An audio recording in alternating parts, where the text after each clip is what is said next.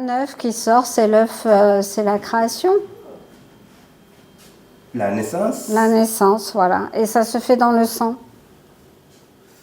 Ce tableau, je l'ai peint à partir d'une photo qui est dans l'album photo de mes parents sur le Sénégal, sur la période de ma naissance et de ma vie là-bas.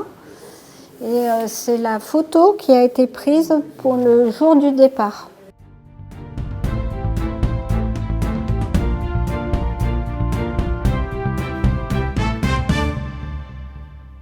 Emmanuelle, aujourd'hui nous allons nous intéresser à votre exposition dont le titre est « La mémoire que l'on porte en soi ».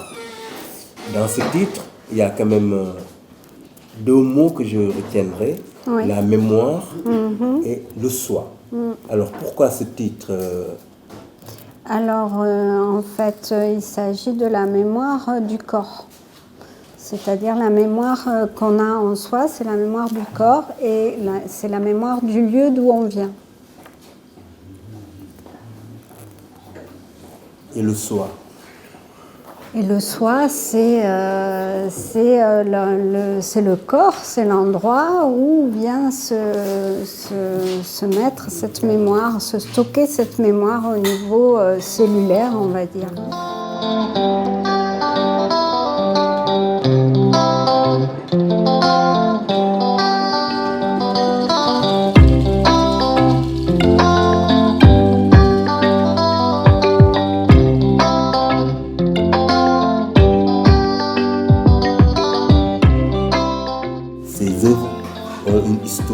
Une origine. Oui, alors c'est-à-dire que je suis née à Dakar, au Sénégal, en 1967.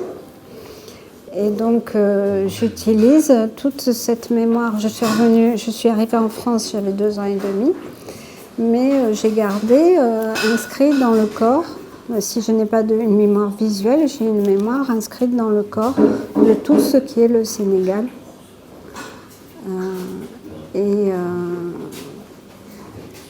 Et je travaille, mon travail de peinture et de sculpture, il est basé sur cette mémoire-là. Donc quand je peins, quand je sculpte, je me reconnecte à cette mémoire du corps et j'exprime des choses qui sont en lien avec ça.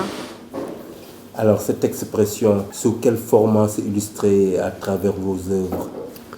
Ce sont des sculptures et des peintures. Alors, ce sont des peintures, j'utilise la peinture à l'huile essentiellement, que je mélange avec des pigments. C'est important pour moi d'avoir ce mélange entre... déjà, je prépare mes toiles de façon traditionnelle, un peu comme les faisaient les peintres flamands, avec de la colle de peau, que je passe en plusieurs couches. Je prépare le support de manière très académique. Et ensuite, je peins dessus, mais en utilisant des pigments qui sont des pigments de terre en rapport avec des ocres, des rouges, des terres d'ombre. C'est pour moi une façon d'essayer de faire la synthèse entre ma partie sénégalaise qui est liée au corps et puis ma vie en France, ma vie occidentale. Est-ce que cette liaison... c'est fait facilement? Ah non. Parce qu'il y a un parcours, je suppose, pour y Non, c'est encore un travail que je dois faire sur le plan personnel, d'essayer d'arriver à réunifier un petit peu les choses de façon à avoir une identité qui soit un peu cohérente, quoi.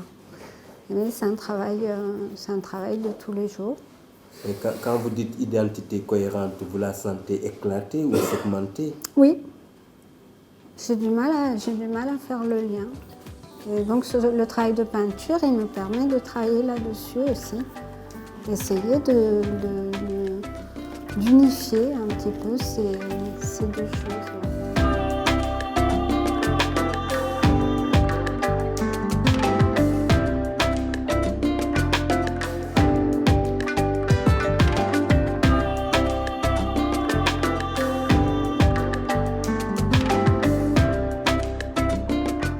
Recherche de soi, quand est-ce qu'elle a démarré? Au tout début de vos créations?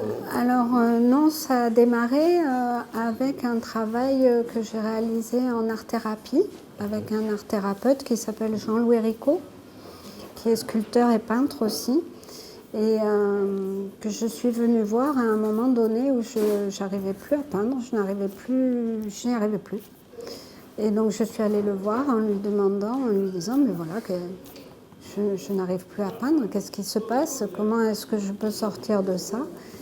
Et donc on a fait un travail en fait en art-thérapie de reconstitution de mon histoire. On est remonté dans le temps, on est remonté dans les couches profondes, et ça m'a permis de me reconnecter avec cette partie de moi que j'avais en fait enfouie, que j'ai enfouie pendant 50 ans, quoi. D'accord. Donc ça a été un moment très important pour moi et j'ai été très surprise de me découvrir cette identité-là, parce que je pensais pas. Je savais que j'étais née au Sénégal, je savais que j'y avais passé 2 ans et demi, mais je ne pensais pas que ça m'avait marqué à ce point-là et que c'était aussi important pour moi. Ça a été vraiment une découverte et j'ai encore un sentiment d'étrangeté un petit peu par rapport à ça. Je l'intègre progressivement, mais c'est pas... Cette recherche de quelque chose qui est enfui vous amène quand même à traverser, à faire un long chemin pour vous retrouver un jour peut-être à Dakar. Voilà. Tout ça entre dans le projet. Oui, voilà, parce que j'ai un projet de documentaire avec Tierno Dia. Donc l'idée de ce documentaire, c'est d'utiliser mon histoire comme fil conducteur. De partir, le point de départ, donc c'est Bordeaux, ville qui a une histoire particulière avec l'esclavage. C'est cette exposition-là. Et le point d'arrivée, ça serait mon retour au Sénégal, revenir sur les lieux de mon enfance, éventuellement... Vous avez quitté quand vous aviez 2 ans? Quand j'avais 2 ans et demi, voilà. De manière un petit peu, on va dire, brutale, entre guillemets, dans le sens où j'étais toute petite et où les choses n'ont peut-être pas été trop parlées, trop préparées.